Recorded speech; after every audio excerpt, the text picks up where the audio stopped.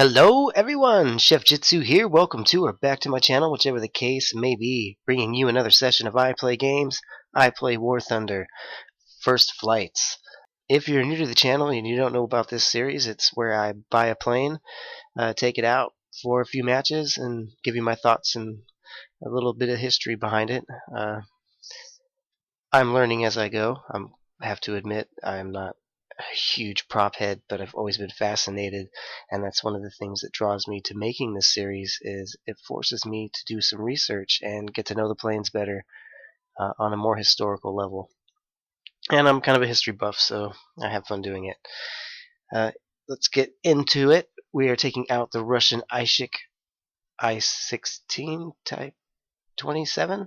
Yes, I-16 Type 27. One of my favorite little planes.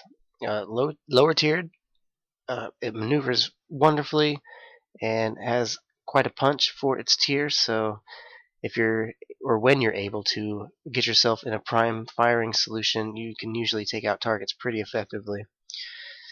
Let's get right into it. It was designed by Nikolai. I'm going to screw this last name up. I apologize.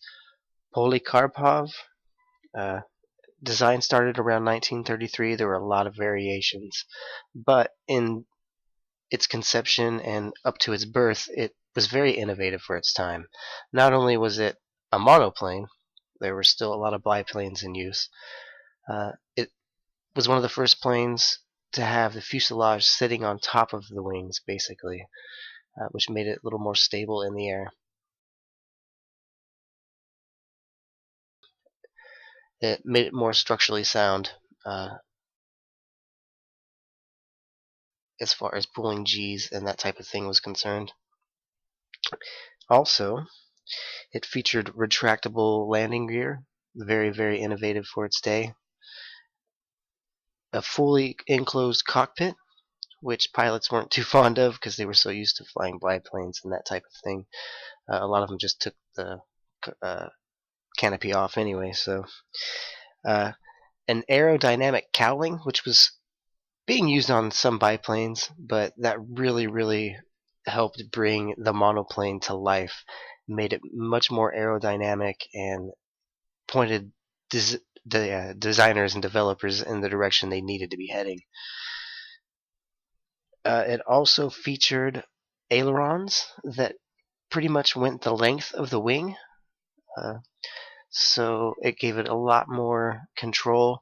It also featured what do you call them? Flapperons, I think they're called. Basically, the ailerons kind of went down underneath the plane and acted as flaps. They acted as flaps as well. It featured a Wright Cyclone engine. I tried to look some stuff up. I couldn't really find too much about the engine, but that is the major difference, besides the cannons, between this and the other type. The lower tier Ishak. So.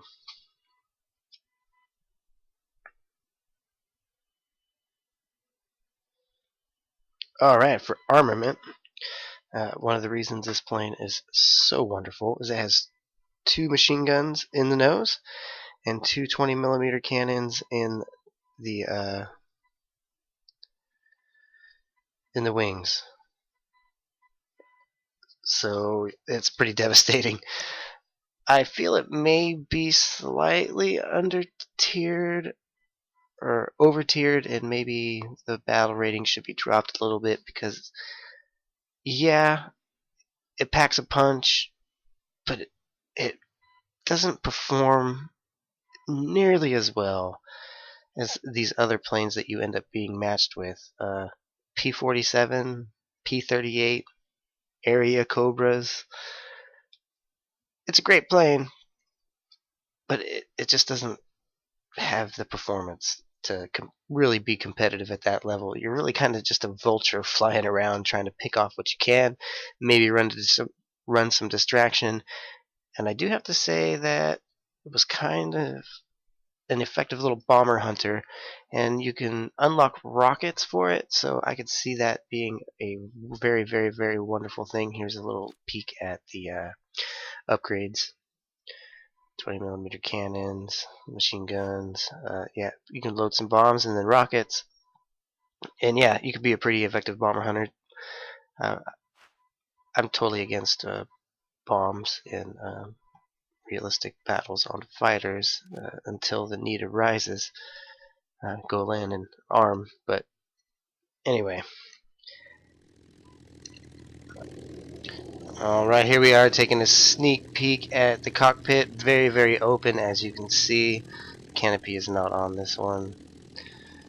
The only thing I know about is the artificial horizon right there in the middle. Right there, right there. Everything else, nah, I don't know. I have no idea.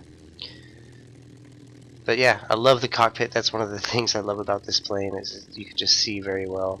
The sights perfectly unobstructed, I guess is the word I'm looking for.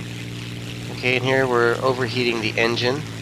235 starts overheating. 235. But here's the wonderful thing about this plane: throttle it down. I have to go down to 89%, and look how fast that drops. So you're able to get right back into some web and get that extra punch in the horsepower department when you need it. Now, we are going to break our lovely little plane. Dive, dive, dive! I believe 580 kilometers per hour is the maximum speed. Yep, there we go. Yeah, right around 610, 611, wings break off. So, not too much room to play with there, and that's in a straight dive. If you maneuver while doing that, you'll probably break off a lot faster, so be careful in a dive. Getting into some gameplay footage here, we are probably around I want to say 3,700 meters. Dropping in on a bomber. Not really dropping. Kind of go low so that we can kind of zoom past, give them a nice burst as we fly by. A little late on that. I did get a hit, but nothing substantial. This guy down here calls for help, so I respond and drop in on this BF-109. Again, trying to watch my speed in the dive, not too steep. Got a nice shallow dive, angling to get in a deflection shot. He turns, he sees me coming. Managed to put some rounds in him, get a critical.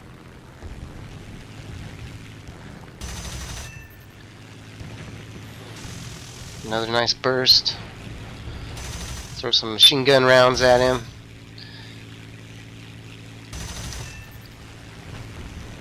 And there we go. Set him on fire. Break off. Should be going down. Sometimes it doesn't always happen that way, but typically they go down in flames. Alright, so climbing, gaining altitude once again. The climb rate on this thing is actually fairly decent, especially with being able to cool down the engine so fast. I had really no problem staying competitive as far as climbing, but you're just not nearly as fast as any other plane, so like I said, kind of like a vulture.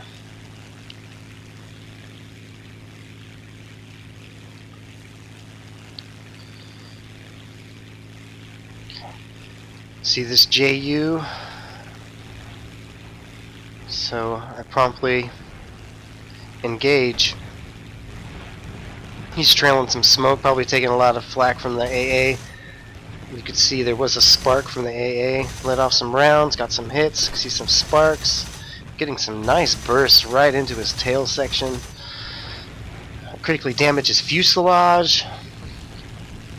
and I just continue to lay the lead into him. Right here's a nice deflection shot. Got the tail damage. At this point, I'm pretty sure he's going down. But why not? Make sure. And kind of get a few more lions and RP while we're at it. Alright, so effective little bomber hunter, as I said, was able to put down the JU rather fast. This is where I meet my demise. Oh, speed it up again here. Whoa.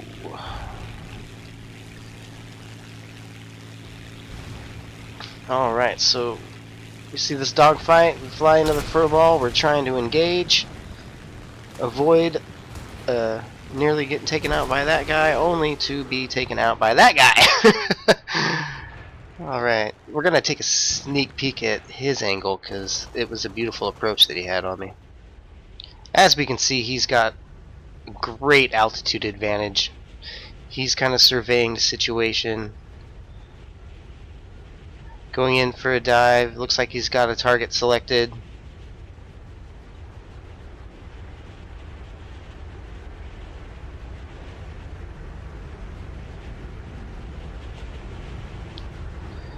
No, things aren't working out his way. He breaks off a little bit, resets his attack. This is just beautiful.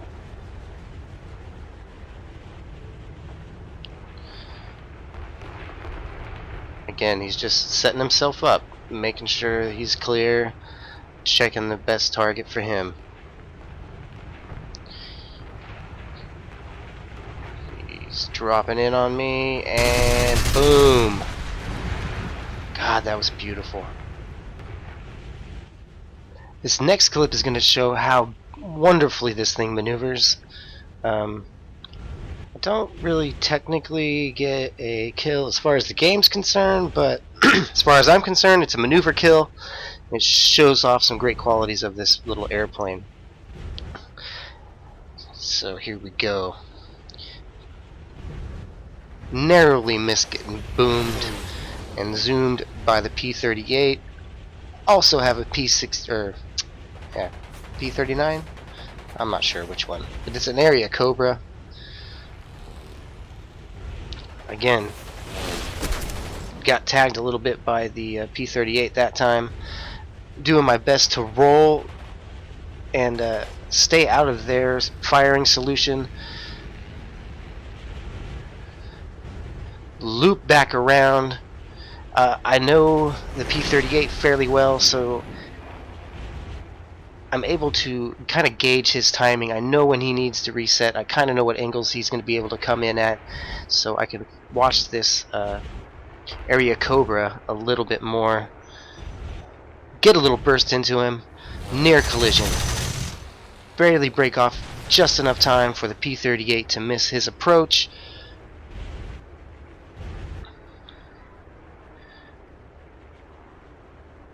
And this whole time I'm just doing my best to keep moving, keep turning inside of them, keep belly to belly when they approach. Try to get a good example of what I'm talking about. It's probably not the best way to describe what I'm doing. With the P-38's resetting, I know he's coming in.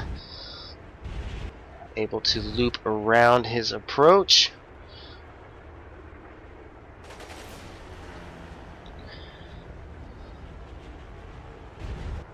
Oh, looks like we have some more company. Oh, another P-38, or was that the same one? Wasn't expecting that. But we also have this P-47 joining the party. So now it is 3 versus 1. And they are just trying to boom and zoom me to death. Actually, I think it's 4. I think that one on the top right might be the F-41U, which is about ready to join the party and make it 4 versus 1. Now it's just a matter of time. But I know how, like I said, I know pretty much how these planes perform. I know the P-47 very well, and I'm getting to know the P-38 pretty well after this last update. That'll be in next First Flight's video. Yep, there's the F41U. And he hits the tree. For me, that's a maneuver kill. He was focused on me, tried to get the kill, and I brought him close enough to the ground that he was probably target fixated and hit the tree. Here, I'm trying to nose up, just keep above that P-47. Luckily, I was able to.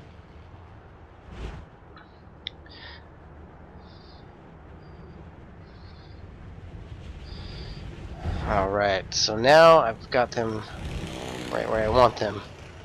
Almost.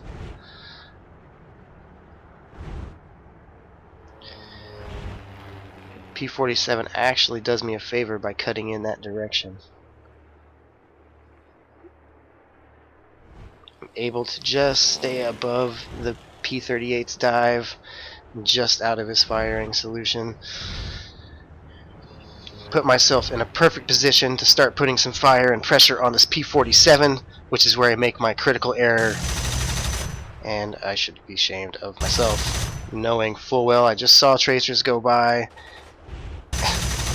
and with that many enemy flying around me, to target fixate on anybody for more than half a second was just a big error. But I thought that was a great little battle that I had.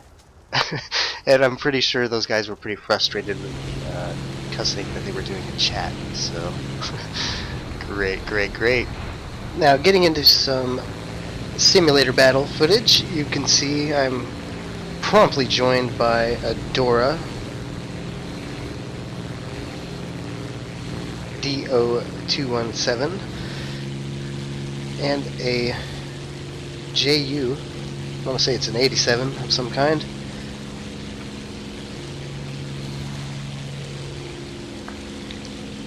I'm able to get on the JU6 and put a little pressure on him. Cut some hits. I thought he was going down right here, but no, actually a pretty competent pilot and is trying to pull a yo-yo on me. Comes back around, tries to hit me with those derp cannons, and I'm not having any of that. No sir. Because it's simulator battles, I take advantage of the confusion and difficulty spotting, switch targets real quick, put a little pressure on the door mirror.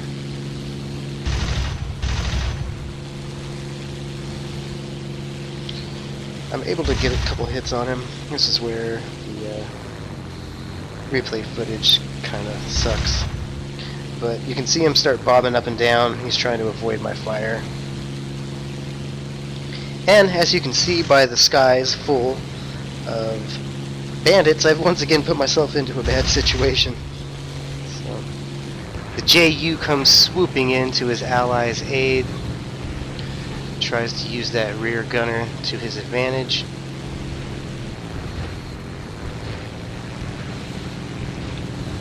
This time I follow him into his little yo-yo maneuver. And it looks like they're pretty fixated on that other plane there. And this is where it gets crazy. Don't see the door mirror below me. Comes swooping in. Loop around him. Pitch up. Trying to get a firing angle on the JU. And we nearly collide. That was an intense moment, let me tell you. I'm sure we were both thinking, what the hell? It was all in slow motion. Oh, that was just epic. Gotta take a quick look at the external view. You can see the Dora coming in from below me. I can't really see him below my nose. Concentrating on the JU. And this is where the collision nearly happens. I'm able just to dip under, almost between his wings. Oh man, that was great. And here we are pitching up into the JU and near collision. Wow. That's great. So that's a beautiful thing about the replay editor. Getting those angles. Can't let that distract me. Try to get back on this guy's 6 and do some damage. Throw some rounds out on him. Got the hit. He starts kind of rolling around. Right there, got a really solid hit. And that's what puts him down. First kill, simulator battle, Type 27. Glorious sound glitch. All of a sudden my engine is non-existent, apparently, as far as the world of sound is concerned.